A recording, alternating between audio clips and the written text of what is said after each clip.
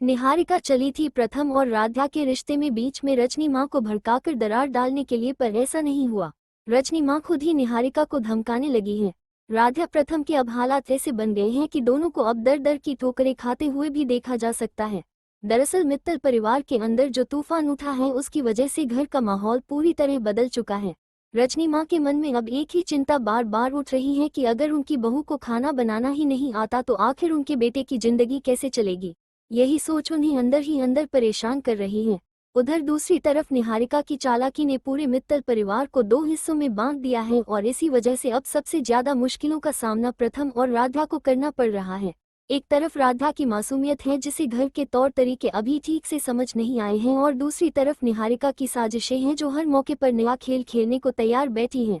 इसी बीच वह पराठे वाली बात को फिर से सामने लेकर आती है और वही पराठा उठाकर रजनी माँ के हाथों में रख देती है।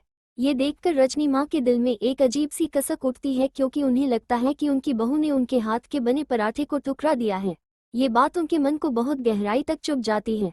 लेकिन सवाल यही है कि क्या सच में रजनी माँ अपनी बहू से नाराज हो जाएंगी या फिर वह इस बात के पीछे छिपी सच्चाई को समझ पाएंगी। क्योंकि अगर ध्यान से देखा जाए तो रजनी माँ अपने बेटे से भी ज्यादा अपनी बहू के बारे में सोचती हैं, और इतने दिनों में बना भरोसा एक छोटी सी बात से टूट जाना इतना आसान नहीं है। यही वजह है कि आने वाले ट्रैक में कहानी एक नया मोड़ लेने वाली है।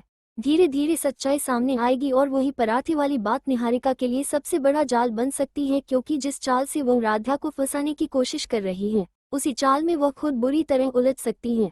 अब देखना ये होगा कि जब सच्चाई खुलेगी तो मित्तल परिवार का रुख किस तरफ जाएगा और क्या प्रथम और राधा के रिश्ते को फिर से वही सम्मान मिल पाएगा या नहीं।